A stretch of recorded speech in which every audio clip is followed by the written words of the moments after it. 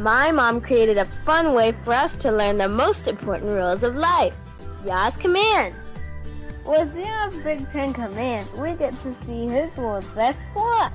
Keep Yah first. No graven images. Don't take Yah's name in vain. Remember Shabbat and keep it holy. Honor your parents. Do not kill. Mr. and Mrs., don't cheat. Don't steal. Don't tell lies. Don't covet. This changes everything. Get your set of Yah's Big Ten commands at Big Ten Designs today.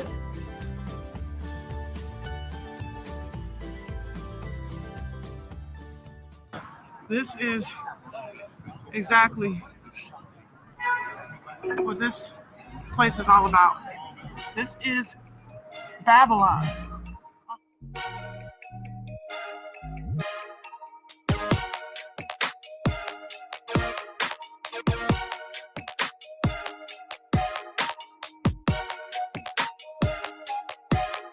Right? I mean, if this don't remind you of the golden calf that the Israelites made in the wilderness unto the false deities of Egypt. Roman European conquestors. You got an eagle over here on the left. See that eagle right there on the left? Okay. And look at the top, guys. This place is full of idols. Like crazy full of idols. This is Babylon. Here's the deal. The Bible's talking about you. It's talking about you. We are the children of Israel. How do you feel about that? That everything has been taken from you? Your identity, culture, language, land. No, but I insist that you actually know something about yourself, right? Because at the end of the day, everybody else knows about you. Everybody else knows about us.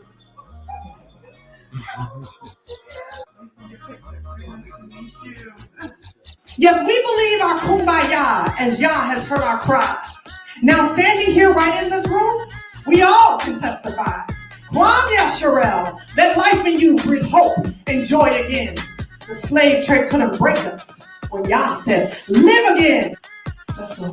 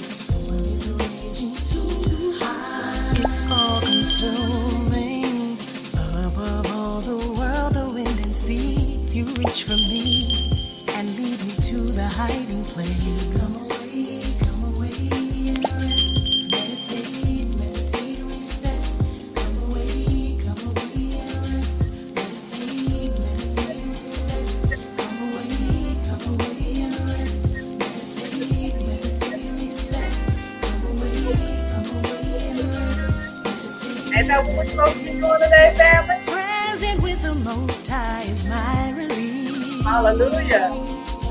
Showing your strength is perfect even when I'm weak. Damn on.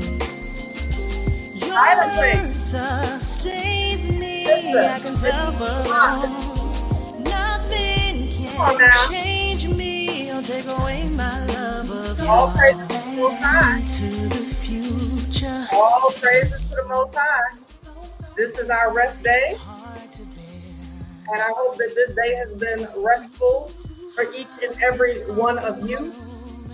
I praise Yah for life, health, and strength. And I'm so glad to have y'all here tonight. Come away, and rest. That's what I'm talking about, y'all. We got to come away and rest in the Most High. You see, resting in Yah is so much more than just laying in the bed all day, which I enjoy doing. I enjoy doing that. But it's about having that inward peace that surpasses all understanding, casting all your cares, leaving your burdens there. Okay? That's what I'm talking about, y'all. All praises to Yah. Now listen, family, we are going to have a beautiful discussion tonight. And I'm so glad for this brother who is just such a humble brother who will be joining us. I've known him for a couple of years now, and I'm so glad to get him on the channel and have this conversation tonight.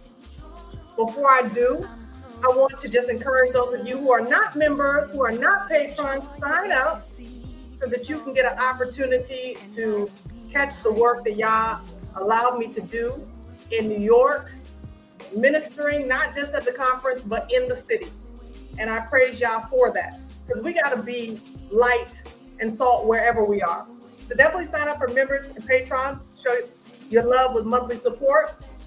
I want to thank those of you who continue to support monthly, and those of you who support period, and you can do so, as always, through Cash App, PayPal, Super Chat, Super Sticker, Super Thanks. And I appreciate all of you for all of your love and support. So with that in mind, I'm going to give a shout out to the family. All right, we got AGrowCulture in the house who will be joining us tonight. All praises to the Most High, AGrowCulture. Brother Timothy, peace and blessings to you. Glad to have you in here as always. This journey, shalom, shalom. Glad to have you in here. Thanks for being here tonight. Got Sister Tamara in the building. Peace and blessings to you. Got Brother Clifford. Shalom, shalom. Got Yvette Rivera joining us from Brother DB's channel. Peace and blessings to you. Got Sister Nia Zeki up in the building. Shalom. Peace and blessings to you, my dear sis. Brooke Queen up in the house. Shalom, shalom. You know she's going to tell you off the jump. Get them thumbs up. Get them thumbs up. All right. We got Brother James Smith. Shalom. Peace and blessings to you. Got Sister Deborah in the house. Peace and blessings to you as well. And cannot forget Sis Omiyah in the house. Shalom, Mishpaka. Peace and blessings to you. And for those of you who will be joining us later on, definitely get those thumbs up. Get those thumbs up, because tonight's conversation is going to be beautiful. And with that in mind, I'm going to go ahead and welcome in my very special guest who will be joining us tonight, Brother DB of Elephant Man Podcast Network. What's going on, my brother? How are you tonight? Shalom, blessings to everyone that's in the chat. Blessings to everyone that's going to be listening to the replay. And blessings to you, Sister Ashanda-At-Large. I thank you. I think we've known each other for 4 piece and a biscuit. I think it's been 4 years or 3 years going on 4 years, I think.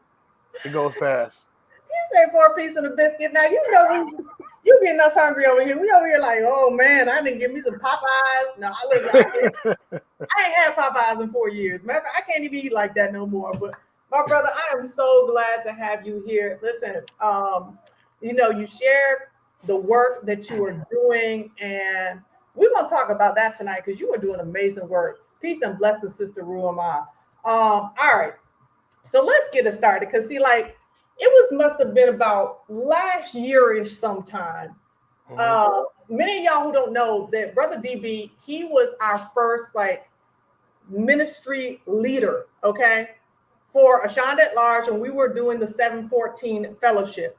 Now, I don't know, you know, some of y'all are new to the platform, but we've been at this for a while. And we had the 714 fellowship, and Brother DB was leading the 714 fellowship. So we had a small WhatsApp group, and bro, you were sharing about, you know, the work that you were doing in the realm of agriculture, growing vegetables and such in the group. That, and I was like, oh, that's cool. That's cool that you're sharing that. But what I want to know, what made you get into this whole industry, if you will, with agriculture? Yeah, so basically we was at I was at a men's conference or whatever, and you know, I'm praying to the Most High Yah. It might have been like 4 or 5 years ago, probably like 5+ years ago, and I was just trying to see what kind of business I should get into or venture off into. And he showed me a food truck. I'm like, a food truck? what? But to make a short story short, he was showing me about growing the produce, growing the fresh fruits and vegetables. I always liked to grow food, but I wasn't really serious with it. And I'm telling you, some people say, well, you got a brown thumb and all that. When we put stuff in the ground, I'm telling you, it'd be so much stuff we had to give it away. That's why when people say, "Oh, it's a shortage," it's far from a shortage. Okay, it's. So he pretty much showed me a couple of years ago, and I just started working on it. And it started off on a small little plot and some raised beds. Then in ground, indoors, because we got a short growing season. Because pretty much after October, snowfall is pretty much done. But you can grow inside as well. Herbs, you can continue to grow herbs. You can grow from kitchen scraps. There's a lot of different things you can do. So I'm always a student. I'm always learning. But the Most High Yah was just showing me that we got to be able to grow our own food. That's why the whole thing with the AGrowCulture is growth, health, and collective sustainability. Collective sustainability. And so we help each other out. That's amazing. And you know what? I'm going to be honest with you. When it comes to this conversation, this is not the conversation that comes up enough in our community, right? Because we're talking about, things from an eschatological point of view of things to come, right? So we're constantly focusing on what's going on in the culture, the history that got us to where we are, but we're not talking about sustainability. We're not talking about being able to help ourselves in this present moment, right? To be able to understand that we as a people, we are so entwined into the system. Honestly, guys, I want you to do me a favor because this is going to be participatory tonight.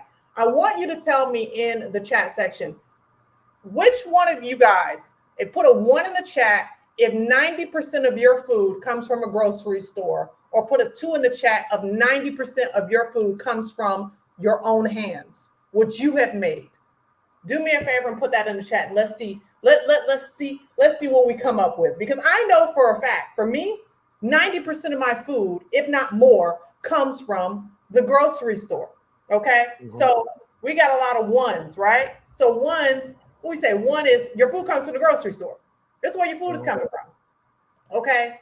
So we're constantly talking about, all right, we got 1 here. Sheila Garland, she says 2. Okay, Brother Charles says 2. That's what I'm talking about. See, that's beautiful. And that's why we have to have these conversations. I know, Ruama, I know you put your hands in the soil, though. I know you put your hands in the soil. And see, that's beautiful. Because what happens is that most of us, we're talking about the GMOs. We're talking about all of the poisons and toxins that are put into our food in the grocery stores. Yet the truth is we don't really know how to grow our own food. Now, do we?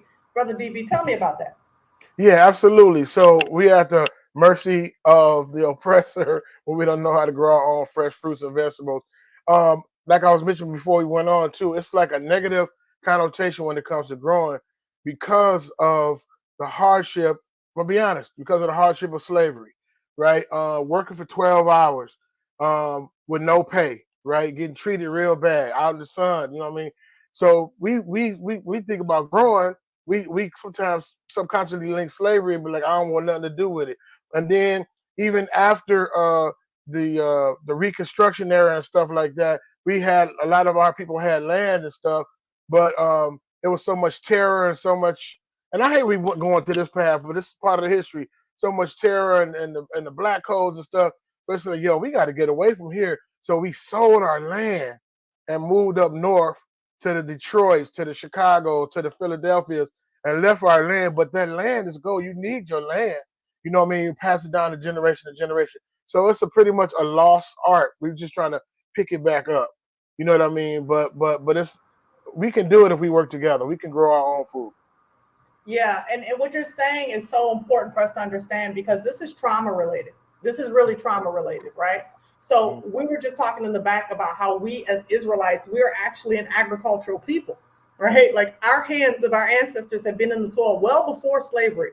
Like all throughout scripture, we read and we see that the Most High Yahusha, he used agricultural terms and terminology in telling of parables so that the people would understand what he was saying because of the fact that we as a people are agriculture. He talked about reaping and sowing, okay? Season, time harvest, right? So talked about the wheat and the tares, that there's a difference, even though they grow up looking like each other initially. Once they grow up, there's a distinction there. So I think that we've become so lost to our actual roots because of that trauma. Yes. Now the question is though, even though we have been lost to it, how do we get it back? We're still in the lands of our captivity. We're still dispersed to the four corners.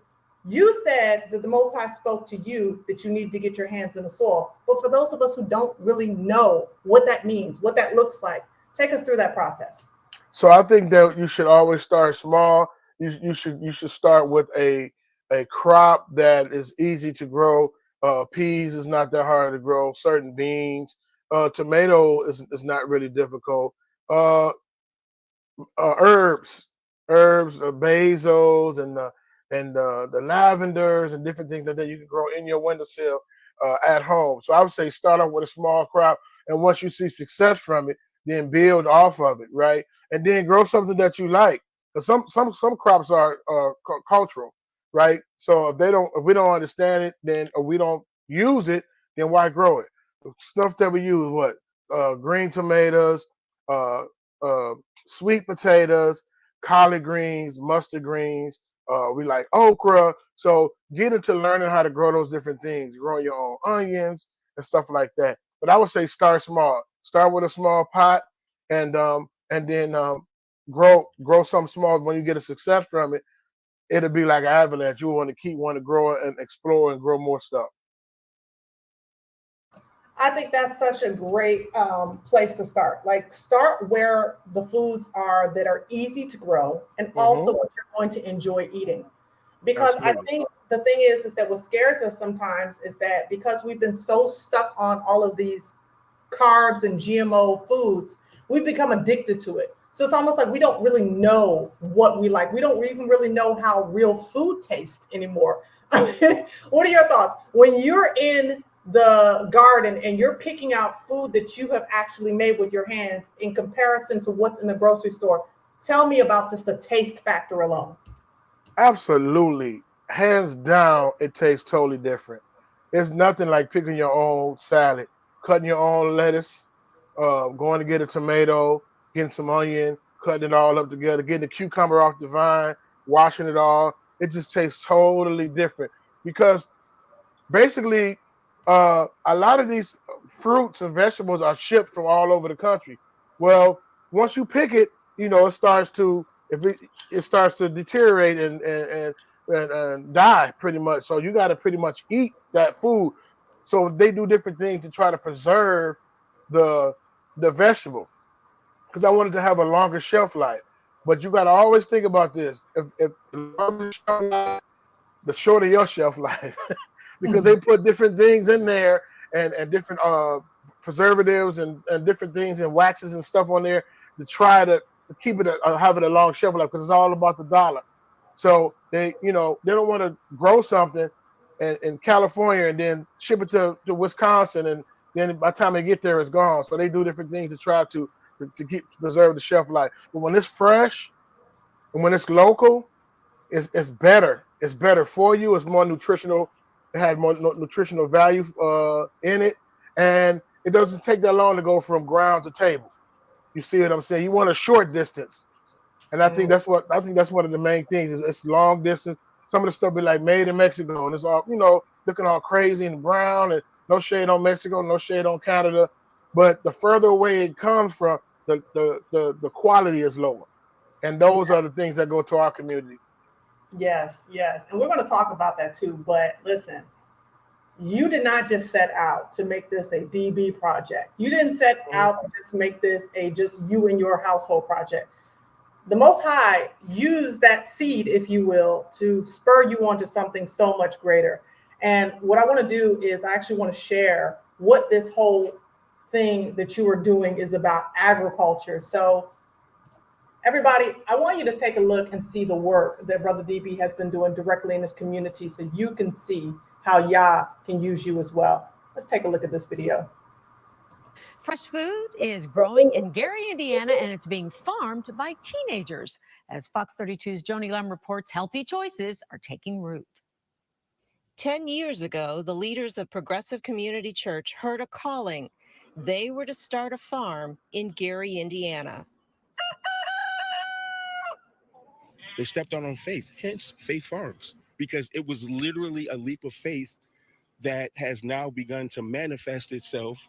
Now, in their 9th growing season, the farm produces strawberries, mustard greens, chicken and duck eggs, goat's milk, and honey.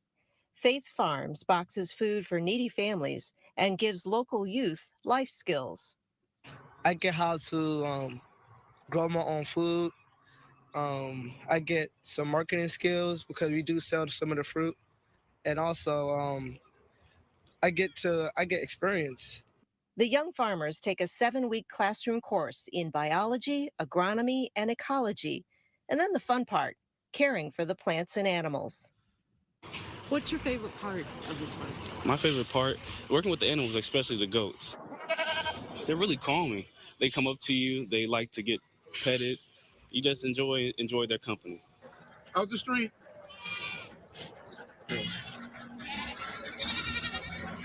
Get a chance to feed the ducks, herd the goats, feed the chickens, right? And then also, as far as putting plants in the ground, learn about permaculture, learn about conservation and saving and environmental issues. The farm runs on solar power, produces feed for the animals, and cultivates hope. Honestly, it's just about the sense of community that you get with doing all of this. You meet new people every season, and just like learning how to cooperate with others and learning how to take those skills and take them to your own family, your own community. Gary's past was industrial. The future could be in agriculture. Along the time, Gary has been in ruins over time, and I feel like this is kind of like a comeback, a little comeback. Oh, I know, so great. What a special program they have there. Joni is joining us live now. Joni, is it true you heard the goats and then went over to check it all out? You heard them going, ah. You cannot resist the goats. I was covering a fire that day, and when things quieted down, I could hear all these goats. And then Minister Kevin Cobb was out there, and he said, I'm just waiting for my teenage farmers to get here. And that's when I said, can I come over and see? And he took me on a tour of this just little urban plot right there in Gary. But don't sleep on them. They've also got hydroponics, solar power. They're making honey. They're providing fresh food to the neighbors. It's a great organization. But those goats, they just got me. I couldn't resist the goats.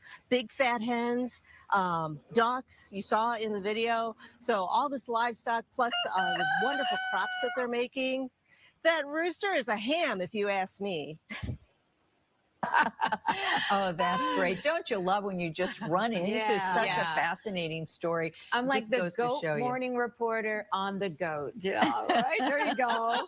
There you go. I love that. Yeah, that was fun. Thank you for sharing that. Yeah. All right, my bro. That was incredible. Listen, like Roma said, Brother DB is doing great things in his community. What an amazing witness for Yah. All glory says, praise TMH for all our harvest and our gardens. Okay, that praise Yah for that. Real food, real food. That's what it is beautiful. It is absolutely beautiful. The fact that you're impacting community that way. Now, you all might find that it's a fantastic thing to hear these roosters, but I hear them day in and day out. So I'm not so excited about that, but it was pretty cool seeing all those animals like that. Tell us how you got into AGrowCulture. Okay, so AGrowCulture. So, one of the things that they used to talk about was do it for the culture. So, so once I started getting into agriculture, it's a play on words of agriculture. So it's a grow culture.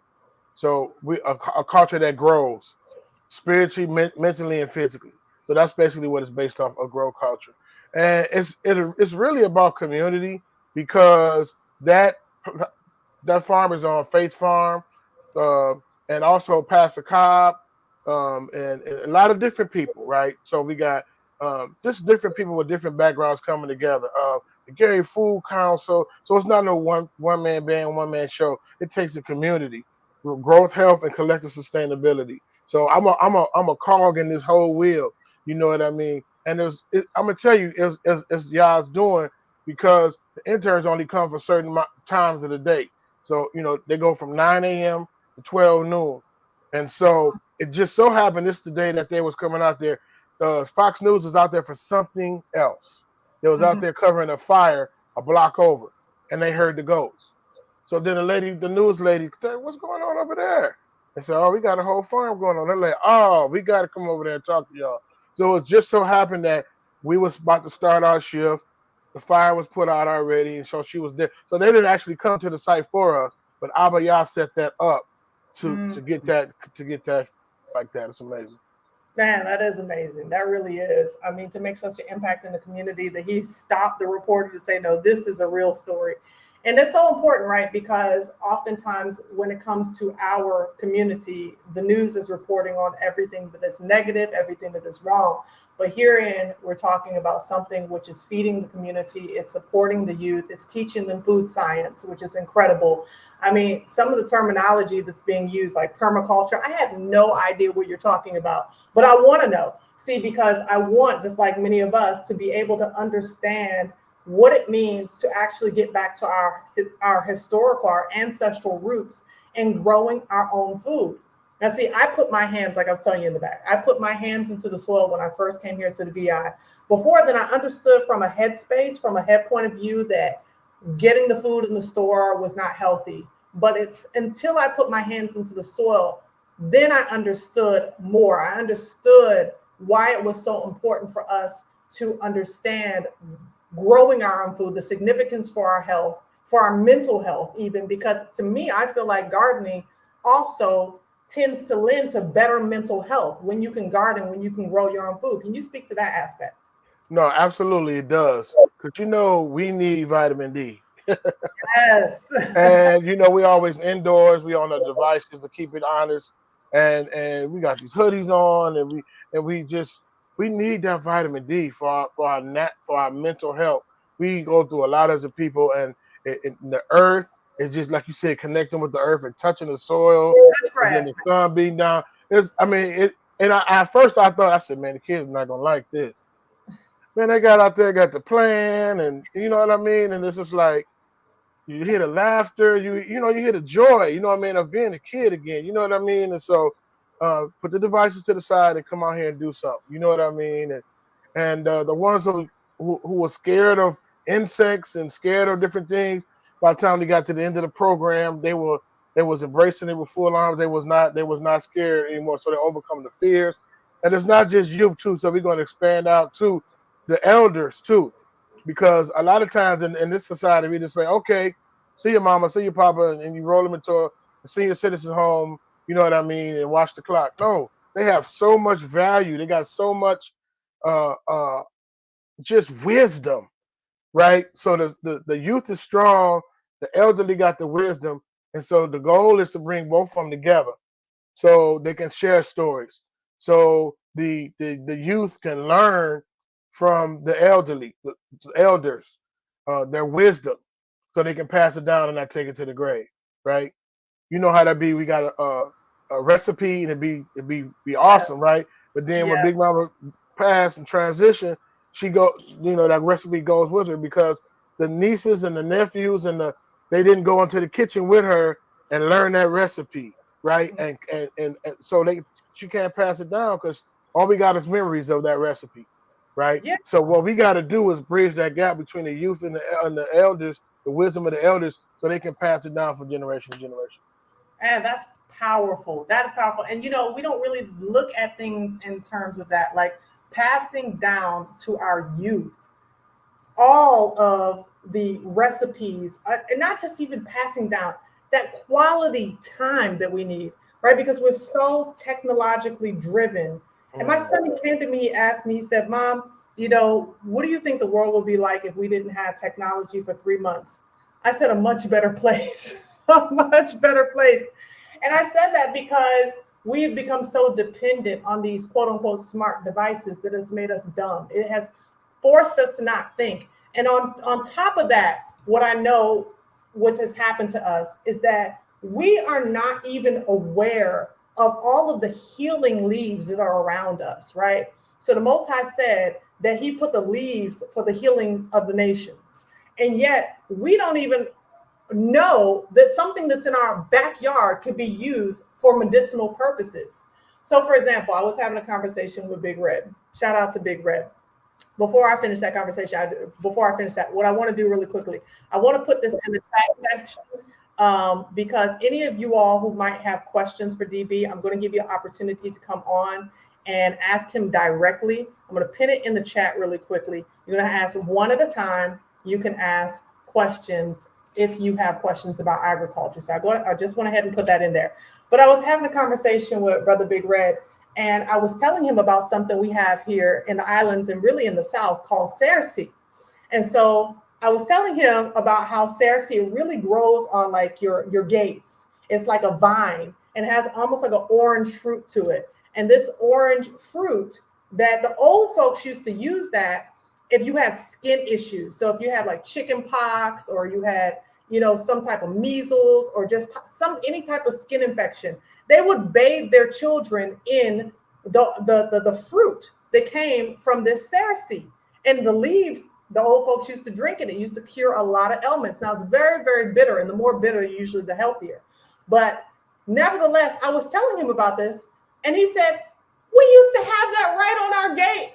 And my dad used to cut it off of the gate, thinking it was just garbage, thinking it was nothing, had no idea. So if you had a skin infection, let's say you had like some sort of a scab or wound that you had on your body, that cerasee fruit could heal it so much faster, and it was right outside, and we did not even know that that had medicinal purposes. So a lot of things are in the ground, or in the soil, even weeds. Some weeds can be used for medicinal purposes, but we'll never know, right? Because we've been so disconnected from the soil. Can you talk about that? Man, that's amazing you said that. One thing about this space is you're not just the teacher. You're a teacher and a student. You're always learning. You're always learning. That is, to your point, the medicinal purposes of burdock root, the medicinal purposes to dandelion, the medicinal purposes to mullet. So this stuff grow. A lot of this stuff is just growing. Plantain. It's just growing around. Not plantain, the banana, but plantain broadleaf. So it's growing all around you, like you said. And so I pick up this book and I'm looking at it. I'm like, wait a minute, comfrey. Wait a minute, borage. I'm like, hold on a second.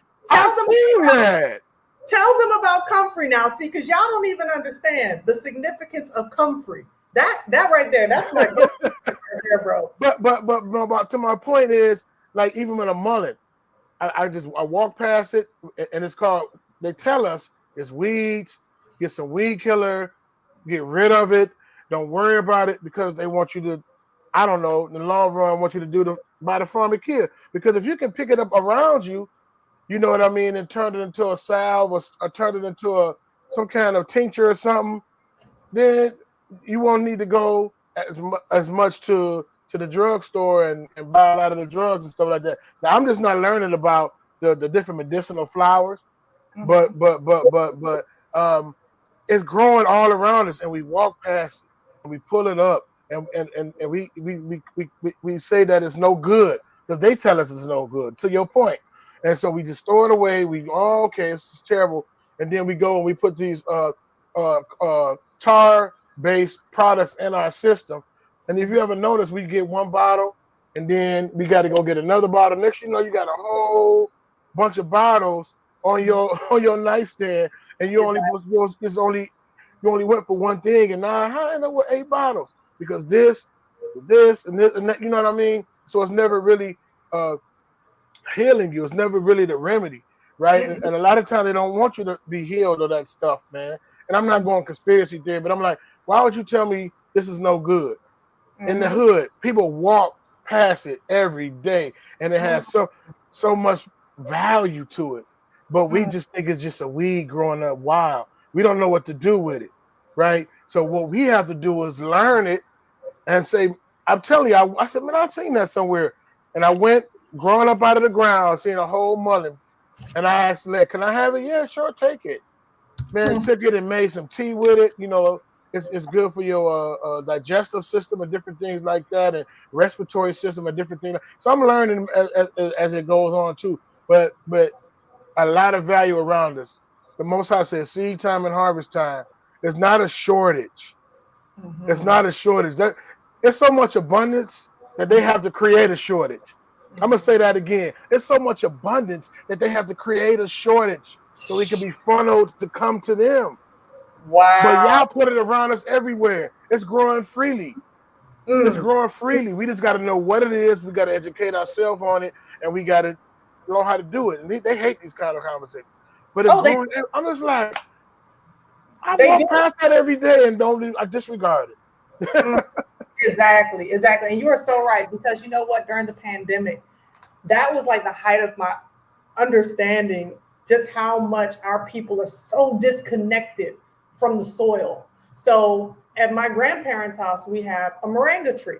Now the moringa tree is known as the tree of life because it has the capacity to, bush tea, right? Heal so many internal ailments. From asthma to inflammation of the bones. Of the inflammation of the body, to different cancers. It has the ability to fight the effects. Sour sap, another one of those, right? Yes. But it's right outside of my grandparents' house, and it grows. Let me tell you, this thing grows like wildfire. I watched my grandfather and my sons cut down the tree down to the stump. Do you hear me? They cut it down to the stump. And within 2 months, that tree grew back just as rapid as if it had never been cut down. Okay? You could use the leaves, you could use the seeds, you could use the flowers. So when we started getting those symptoms, my husband and I went out to the moringa tree. And we had learned about it from South Florida, a lady in South Florida who had spent some time in the VI. So she told us about it. So we already knew what we were looking at. And we grabbed those seeds that were so potent and just chewed them. They're a little bit bitter, not too bitter, but we chewed those things. And between that and black seed oil with raw honey, every time any of us started to get a sniffle, we were good, okay? There was no need for any pharmaceutical drugs because everything was right there.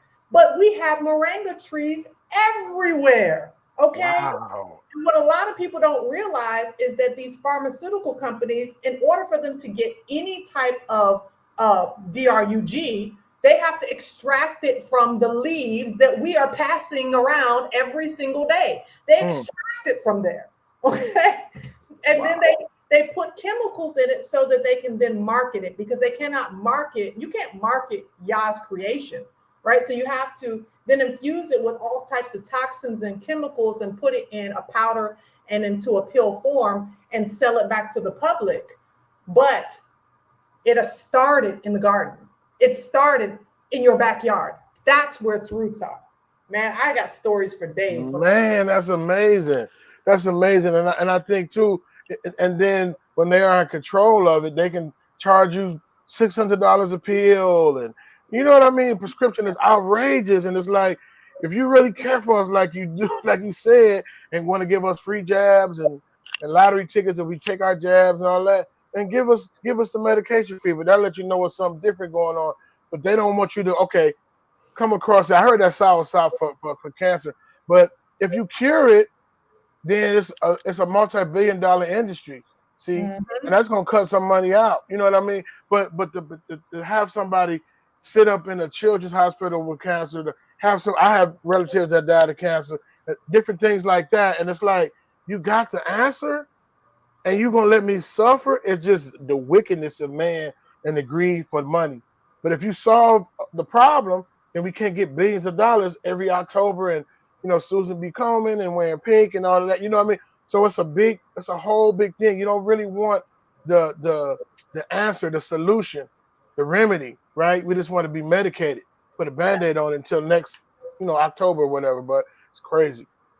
But you know what? Brother Timothy made an excellent point here. You have to know how to use it. And I think that's a great point, because I do remember that I was speaking with a physician a couple years ago, and he was saying that what happens sometimes when people get involved in understanding how to use herbs and different,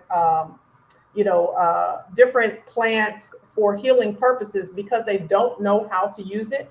Maybe they overuse it or they underuse it, and it doesn't have the effect that it's supposed to have. So that's why us having the education is so important. And I love what you said. You said, I'm still learning. I'm just learning even about this medicinal. I am too. I'm literally just, there are certain things that I'm like, okay, I know, and that's my go-to. But there's so much that I do not know that I want to know. And when I look outside of my house, the small plot of land that I have that we're going to be doing like an herb garden in, if we can get these darn iguanas and chickens out of our yard, then I'm looking forward to being able to get into the soil. But we do have to learn about this because we have been so disconnected from the knowledge of self, the knowledge of the land, the knowledge of soil. So how long would you say the educational process would take in order for, let's say, the beginner, the simple guide to the beginner and learning how to grow something as basic as, let's say, herbs? Actually, those are really the easiest.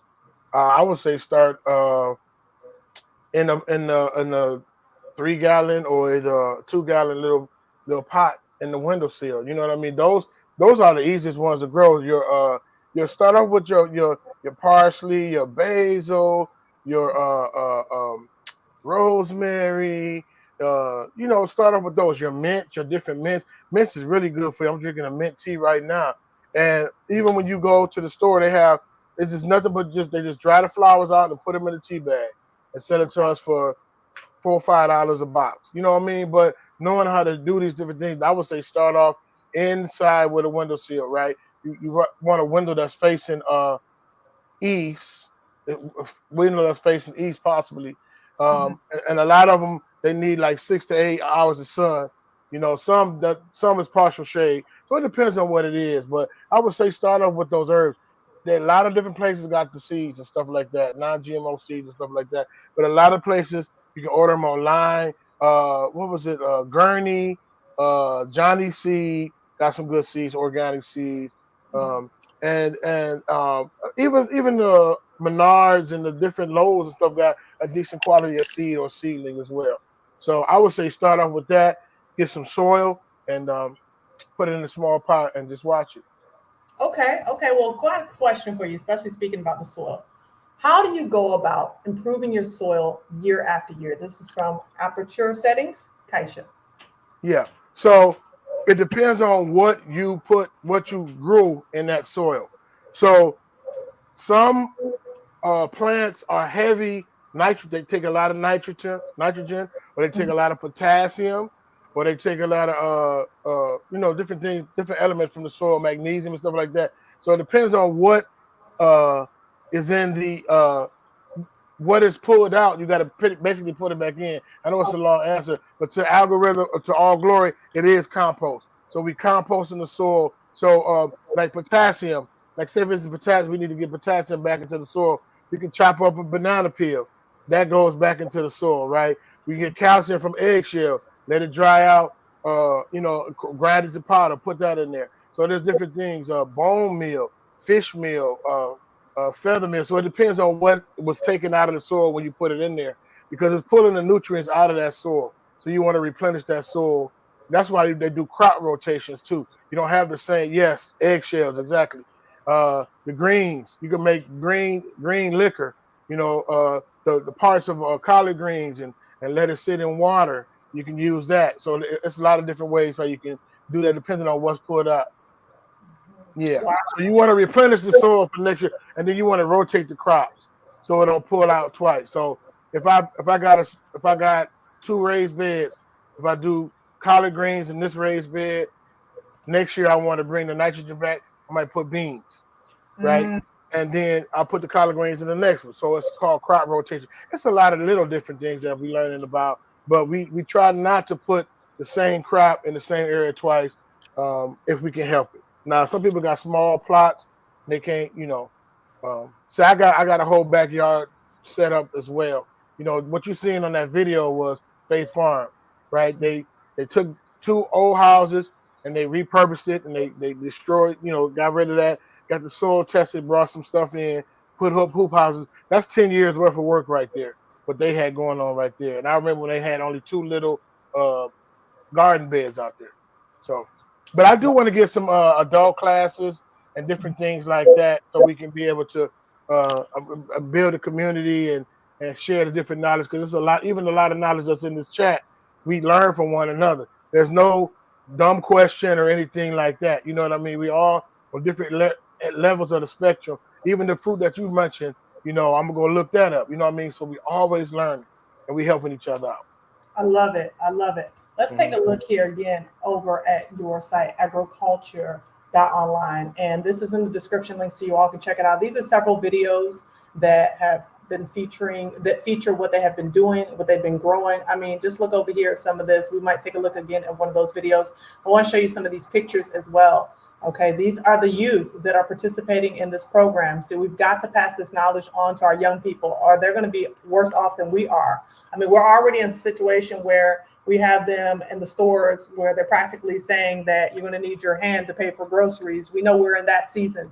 So we can't afford to just ignore this very important next step, which is us growing our food. We've been talking about it, hearing other people talk about it, but we have to actually do the work and the labor. Look at this. This is incredible. So we have this is yellow squash over here. Looks like I see okra, tomatoes, red peppers, and this is all grown from agriculture, from the local. Yeah. Local. With the work that y'all been doing, this is what the children grew. Yes. Wow. Yeah, absolutely. So we started off with it was an internship. So we got some grants and stuff like that. And then we had started off with 25 internships, and we went from theory to practice. So we got the Junior Master Gardener curriculum, and we taught it for about 6 or 7 weeks. Then we had a graduation ceremony, and then they went from theory to practice, and they got paid to learn how to grow these fresh fruits and vegetables, $15 an hour. So they got a chance to get some money for school and, for the next school year and stuff like that. And then the second year we did 50 kids. This year we're trying to do 100 kids, but it's a little bit more challenging because we need more volunteers and chaperones and different people in place to get that to make sure that comes off. But they learn not just about growing vegetables, but they turn a golf cart into a farmer's market stand, and they learn how pick mint and honey and duck eggs and chicken eggs, and they go out to the marketplace and learn how to sell and negotiate, and so they learning that life skill as well. You know what I mean? And y'all got a whole WNBA star out there, huh? Yes, Bridget Pettis from East Chicago, Indiana. Yeah, she came up. She's doing the work in Arizona, but she came home for the summer. And I was just like, wow, I know who you are. So we got a chance to chop it up, and she got a chance to share too. It was cool. That is incredible. And Lot Restoration Project, y'all are doing so much. And I love what you talked about, even being able to get a grant. Because what I want to do is, I know we know, to a degree of what's been going on when it comes to Black farmers. But let's take a look at this article really quickly, because this is so important to understand how disconnected we've become. And it has been by design. This is Black Farmers Facts, the history of discrimination against Black farmers and policy initiatives to remedy these inequities. Black farmers have long faced systemic discrimination by public and private institutions and barriers to economic mobility. Inequities in the administration of government farm programs and discrimination by the U.S. Department of Agriculture have had a devastating impact on rural communities of color.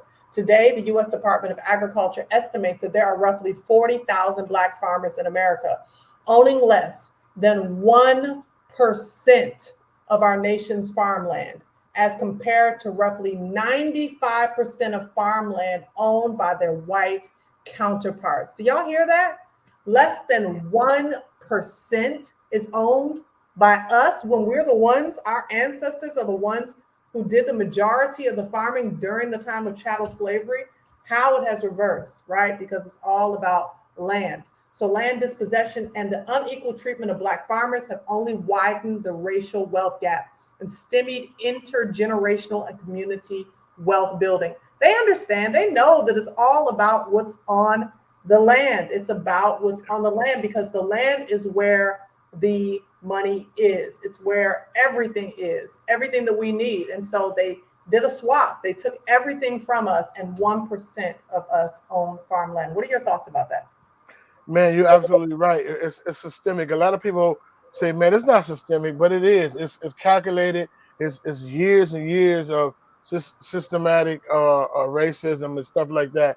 And so they got a lot of different groups out now. BIPOC, which stands for Black, Indigenous People of Color. And it's not just the so-called Black people, but it's like Native American people that got done wrong, a lot of different people, but they try to expand it to other people too. So, because they're making European women minority as well, just to keep the money funneled back into that. But it's systematic, you know.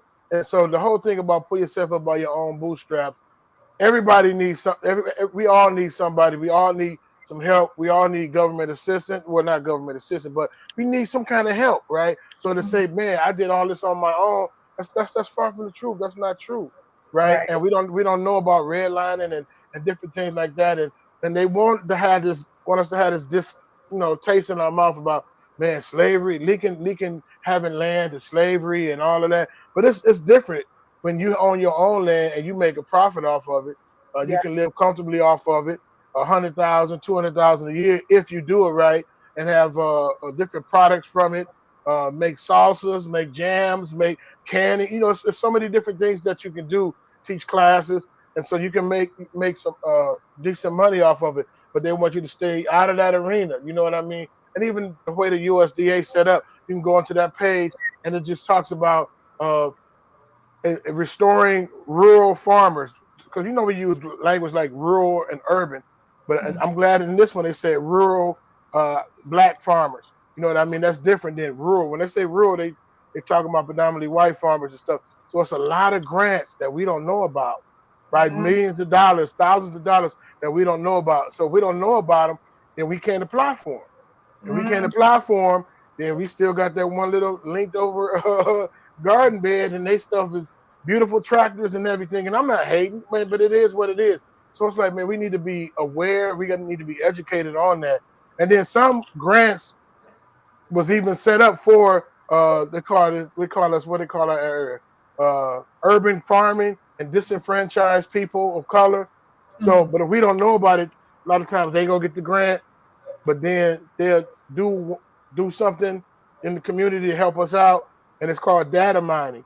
I'm exposing it. So they take the data, and now they look like a hero for using it. But it's better to make us the fiscal agent of it if they really want to partner with us. It's better to make us the fiscal agent for the grant, and so we can do much more. So when they give you, I'm gonna give you $3,000 to do this project, but the grant is for $58,000, then it's a drop in the bucket compared to it. You know what I mean? What's going on with it? So. It's kind of weird. And when I learned, I was like, wow, man, it's a lot that we don't know about. So we catching up, trying to understand the different things, right? And because a lot of it is for us, you know what I mean? Yes. Just the franchise, they use certain language, but they pretty much talking about us, you know what I mean? And so they directly give us the resources back if we know about them. Then you got to have a grant writer to go in and get it, you know what I mean? So it's a few things. Another way to raise funds is sponsorships. You might have local businesses and local partners that say, hey, we hiring this kid. He's going to work for 5 weeks, 6 weeks, and we need this much money so he can be able to make $15 an hour for the whole summer. You know what I mean? And so the businesses might sponsor a couple of the kids as well. But you always want to keep it small. Start off with 6 or 8 kids, get them funded. And then you can, if you get some grants, you can make it go bigger. But put your shovel to the ground per se. When they see it, because a lot of people doing gift to gab out here.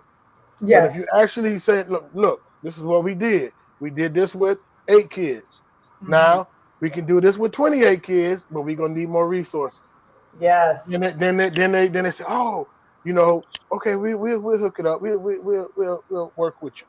You know what I mean? So It's interesting. Absolutely. Yeah, actually, my son participated in a very similar program here in the VI during the summer. And a lot of our, that's cool. yeah, see, we don't even realize these programs are available to us. So, you know, a lot of times parents are thinking around this time, what am I going to do with my child during the summer? Am I going to put them in some sort of camp?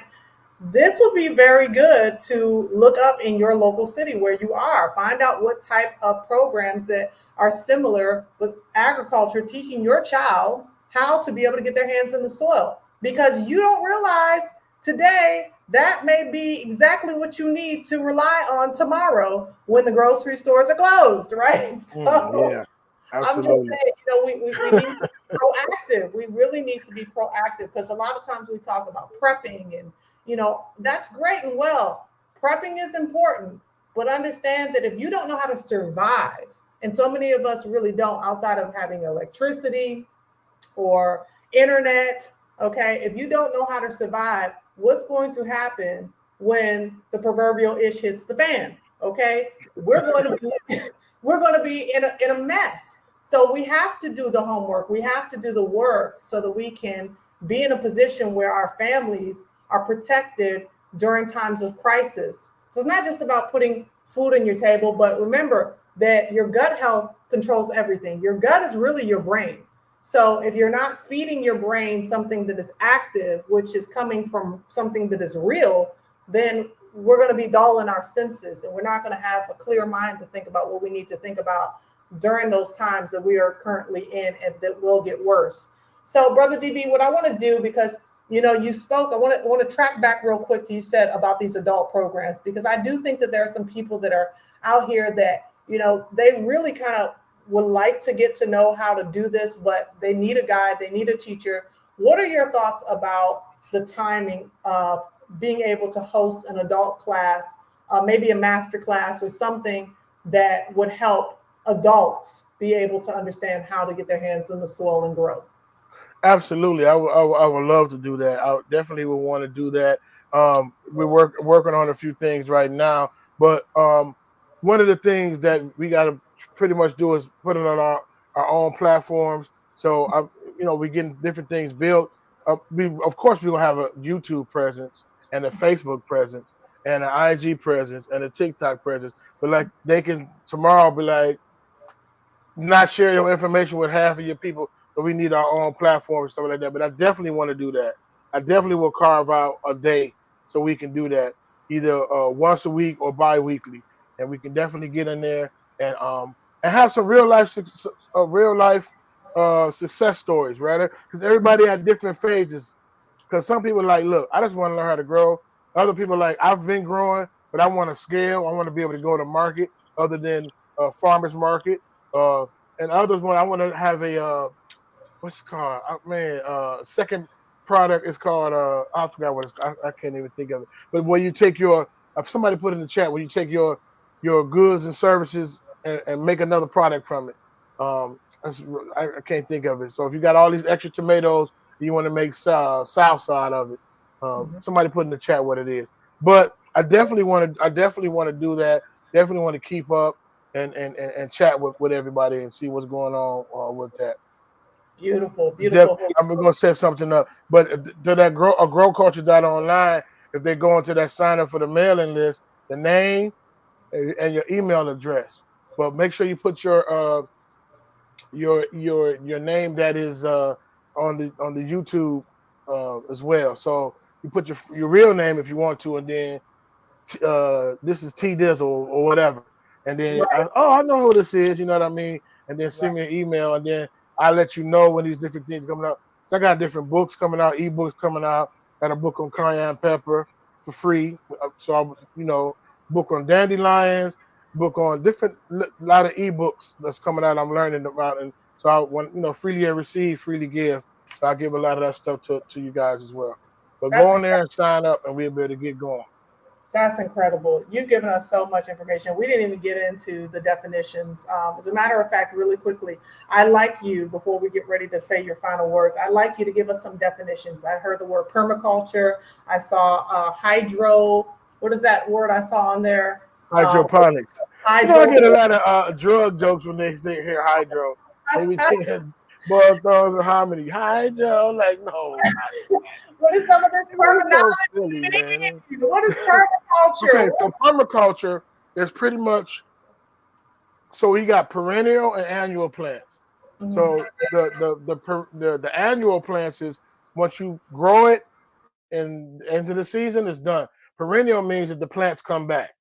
So basically, permaculture is basically planting ecosystem of perennial plants that comes back every year. Certain onions, certain asparagus, certain they work together, right? Some plants need shading, so you might plant those plants underneath elderberry bush or something. So it's about the plants working together in harmony and coming back every year.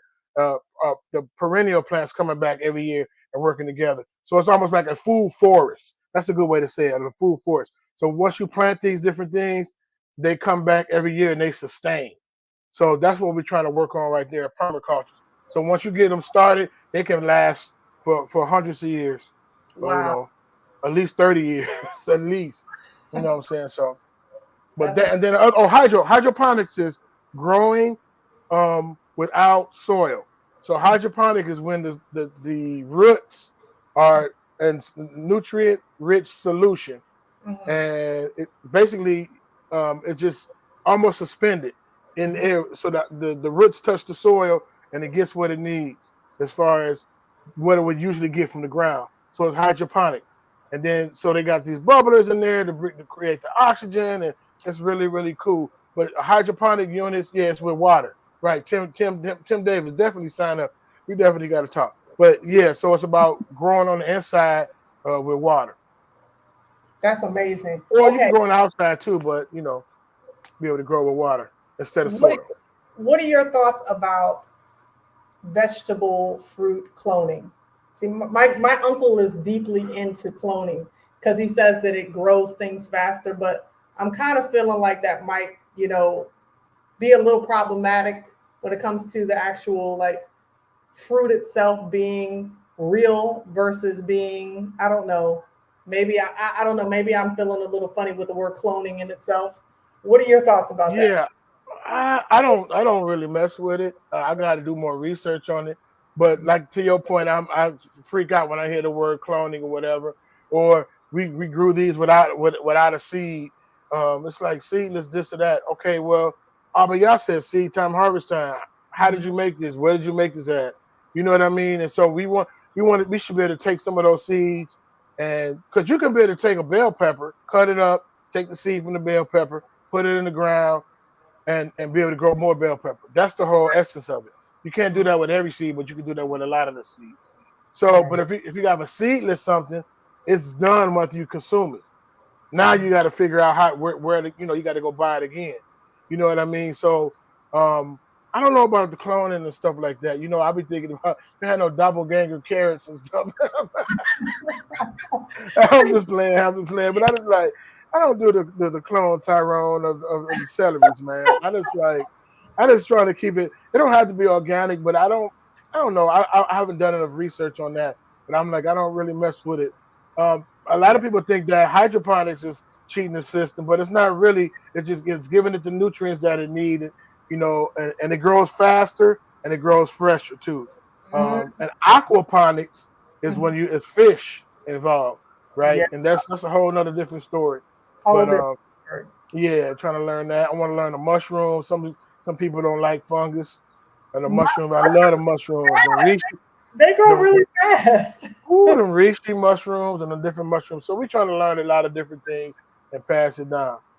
So Tim says, have you tried AGrowCulture using copper rod wiring stack? Man, I am looking into that, and I think that is cool.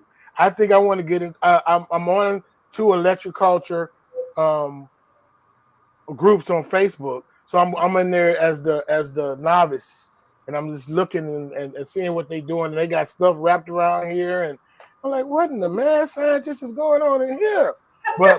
But it's cool though. I'm like, man, this is interesting. You know what I mean? And to the point too, I like to stay in the bounds because a lot of people use a lot of stuff for alchemy. right? Like sorcery and witchcraft. And I'm not saying that's what that is. So I always ask Abba, is he cool? Because if it's not cool, I don't have to go over there. But you know what I mean? Because a lot of people in this space, be like, I can make a powder and throw it in your face. I don't make no powder and love potions and crystals, and I don't do all that. If anybody get into that, we're not with that. We for the Most High Yah. You know what I mean? But that AGrowCulture, I'm looking into that. I told you I'm a student as well. I'm definitely looking into that. 78 Vets, do you grow any microgreens? Microgreens is the easiest thing to grow. I know I said the mints and but I think microgreens might be the easiest thing to grow because they come up within 10 days if you grow them right. I love them. 10 days? That's about it? 10 days, 10 to 12 days, because they're little shoots. Yeah. They're like little shoots. You can use them as garnish. If you cut enough of them and put them on a sandwich, they're just great. So that's a good way to start too. A microgreens is a 6-figure industry too if you can scale it up. You can scale it up. We got a sister in the Gary Food Council. That's what she do. All she do is microgreens, right? And she got a contract with another group, and so she getting her microgreens in the schools and stuff. So that's what you really want to do. You want to, if you be able to produce and get into schools, be able to get into county markets, farmers markets, restaurants if you can. You know what I mean? Another guy, all he do is basil, because it's a restaurant called Little Italy, and they like, look, we'll buy your basil. Just keep bringing us so many pounds per week. So all he do is crank out basil. So you find your niche and you can do that. Go with it. It's so funny that you said that, because like my husband is a private chef, and he had this like really huge catering job, and he couldn't just get his greens from the grocery store. So we found here that there was a guy who specializes in growing microgreens, and his greens were so fresh. And you're right. He's known on island. Like if you're a restaurant, you're, caterer, any type of thing like that, you go to him to get your best microgreens. So you're exactly right. Get your niche. It's not, you can be able to turn this into a side hustle if you know what you're doing. Lynn says, where can we find non-GMO seeds? Usually they'll say on the package too. So I don't know if Lynn, if you're in the States, you got the Menards, you got the Lowe's, you got the Home Depots, you got Johnny Seeds online. Like I get all of these. A lot of those. Matter of fact, that's what I'm gonna do. I'm gonna make sure we get, because it's they send you all of the seed companies will send you samples and their seed catalog, full color seed catalog for free. You know what I mean? So I'm gonna connect that to the website, and you'll be able to just, so pretty much Gurney, Johnny Seed is one of the most popular, right? And they got some other ones out there that's pretty good. But it'll say non-GMO on there. Okay. Yeah. It'll say non-GMO. Okay, that's good. That's good to know. Because I don't know that everything though that says non-GMO. I think sometimes it's marketing, right? Like sometimes you go to the store and it's like, GMOs, and I'm like, yeah, okay. So is that why you're charging $1 extra for it, right? Is it really GMO? Or organic, and then they add $3 more to it, like. Exactly. So we got to grow our own. This has been such a fantastic conversation, and you just sparking up a lot of thoughts in people's minds. And we have some green thumbs in the chat. Okay, we got some real hardcore to TMH, brother to Timothy out here just showing us their stuff. Listen, family, we got to do this as a community because there's so much to this. It's not just let me just grow my own food, but let's get community involvement. We can get grants. We can turn this into business. We can get healed versus going through the pharmaceutical companies for all of their exploitative drugs, pharmakeia, which scripture warns us about. There's so much to this subject. It is so deep. Brother DB, I really appreciate you coming on. I want to give you a chance to share some final thoughts. And of course, let everybody know where they can find you. And yeah, you continue to do what you're doing. It's powerful. Okay, I appreciate that. Thank you for sharing your platform, Sister Ashanda. Of course, sign up for Elephant Man Podcast Network. You can probably click on the link in the chat, and then you can know or find it on YouTube and Facebook. Also, AGrowCulture. We want to grow that page, so go and look up AGrowCulture and share, get on there too. And AGrowCulture.online. Matter of fact, just go to AGrowCulture.online, and when you scroll to the bottom, you got all of the Twitter, the Instagram, the Facebook, TikTok, and the link tree and the Facebook and everything. So you go to AGrowCulture online and go to the bottom of the page. And don't forget to sign up for the mailing list. When you sign up for the mailing list, then when we have free, right there, right in that area. Sign up for the mailing list, AGrowCulture.online. And when we have ebooks, when we have webinars, when we have drip courses, when we have different things like this. Like I taught the whole course on hydroponics for Purdue University and Indiana University. So that's going to be available again. Spoke at the Small Farms Conference in Purdue University. So these are the different things we making these different connections. And a lot of people, they love to share in that space. You know what I mean? A lot of farmers, and the definition of a farmer is you'll be able to sell $1,000 of produce or more on your plot. So you can't say, well, I'm in my backyard. I don't have a lot of space. You don't have to have acres, right? We're urban. So urban, well, I'm in the urban setting. It's a suburb, but it's still an urban setting, right? So it's not rural with all of these acres. So we can do things on small plots of land, right? And so it's just so much to it, but just go to that AGrowCulture.online, sign up for the mailing list, sign up for Elephant Man podcast, and that's it. That's pretty much it. It's just so much. It just, man, we can go down so. I mean, it's just so much, but that's why it's good to get your niche, find your niche, and we look. We got a basil lady, we got a tomato person, we got an onion person, we got a collard greens person, and we got a medicinal herbs person, and we work together. That's right. I love this comment. I'm going to share it before we get ready to close out. It says, just rented an organic community garden plot in Columbia, Maryland. Soon after, I was told I couldn't have my garden at the side of my townhouse. Yah is right on time. And he really is. He is. That is amazing. Congratulations to you for being able to just rent out that space and grow your garden. And listen, family, we can do this. We don't have to be afraid of learning new things. It's important for us to learn new things in this time. I want to thank you so much, Brother DB, for coming on and educating us, and continue with the work that you're doing. If you have updates and you want to share, you're always welcome to come back on here and share all your updates, any master classes or anything that you're doing to grow the community so that we can be educated. And I will try my best to be in attendance because I need to do some digging in and some homework as well. Thank you again for coming on. And for those of you who are listening here today, thank you also for being here. I appreciate every time that you guys come out here and show your support. And, we all just love you and we appreciate you. Continue to lift us up in prayer. And as always, family, love yourselves without hating your enemies. And until next time, family, y'all bless and salam.